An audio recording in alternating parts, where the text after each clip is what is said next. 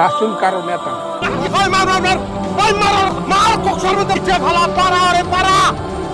ফজলু ভাইকে নিয়ে ইতিপূর্বে একটি ভিডিও বানানো হয়েছে। তো ফজলু ভাই যে পরিমাণ সোশ্যাল মিডিয়াতে নতুন নতুন করে আপডেট পাচ্ছে, ভাবলাম দ্বিতীয় পর্ব না বানালে এই খেলাটা শেষ হচ্ছে না। তো চলুন দর্শক, আপনাদেরকে দেরি না করিয়ে চলে যায় সরাসরি ফজলু ভাইয়ের বক্তব্যে। তো মাননীয় সংসদ সদস্য ফজলুর রহমান ফজু ওরফে ফজা পাগলা, আপনি বলতে পারেন আপনার বক্তব্য। চলুন।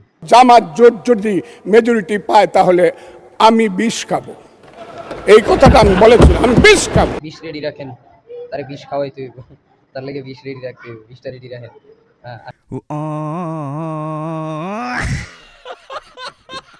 দেখছো নি অবস্থা, এখন আবার কইতাছে সে নাকি হিন্দুও না মুসলমানও না। তো কি তুমি কি, চলেন দর্শক তার এই বক্তব্য দেখে আসি, সে নাকি হিন্দুও না মুসলমানও না। রাসূল কারো নেতা না, বলতেছে যে আমরা আল্লাহ আমাদের প্রভু, রাসূল আমাদের নেতা। আগের স্লোগান এখন আর দেয় না, এটা আমি বন্ধ করাইছি বক্তৃতা করিয়া।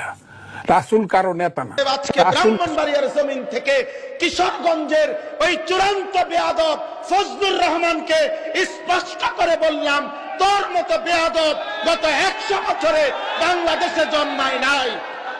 তুই স্বাধীনতার পক্ষের না, তুই স্বাধীনতার শত্রু, তুই এদেশের শত্রু বেটা।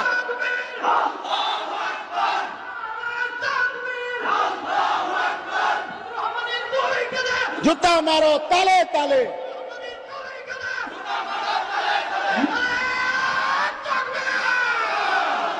কিশোরগঞ্জের ওই বেয়াদব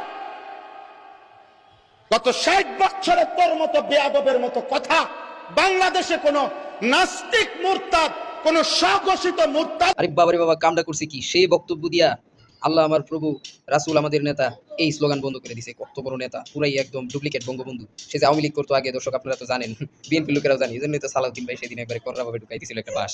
তো যাই হোক দর্শক, আনিসুর রহমান আশরাফি সাহেব হুজুরের মতো ব্যক্তি তার উপরে এমন খেপা খেপছে, এবার বুঝেন সে কত বড় মানে খিলাঙ্গার বলবো তারে, কুলাঙ্গার বললেও তো সমস্যা। যাই হোক, তো চলেন সামনে তার সাথে সাক্ষাৎ করে আসি। সে আবার সংসদে পামও মারতে পারে, খুব ভালো পাম মারে, চলেন সেটা দেখে আসি একটু। বিরোধী দলের নেতা বলেছেন উনি মুক্তিযোদ্ধা পরিবারের লোক এবং উনি শহীদ পরিবারের লোক এবং উনি জামাত ইসলাম করেন। এটা ডাবল অপরাধ। মুক্তিযোদ্ধা পরিবারের লোক কেউ জামাত করতে পারে না। ফাম দিস না তোরা ফুলাভান বলে আমি কিন্তু হিন্দু না মুসলমান। আমি জন্মগ্রহণ করি মানুষ হিসাবে, তারপরে জাতিসত্তা হিসাবে।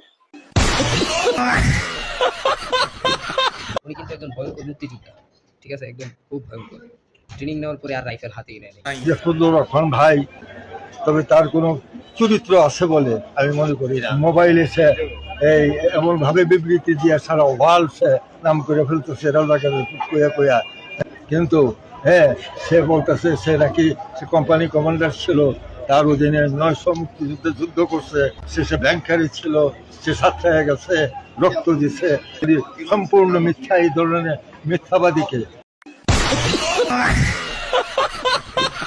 যাই হোক দর্শক, আজকে এই পর্যন্তই। আজকের দিনটা একটু রোদেলা, তো ফজলু ভাইকে একটু রোদের মধ্যে ভিটামিন ডি নেওয়ার সুযোগ দিতে হবে, বেশি বাস দিলে আবার সেটা নিতে পারবে না।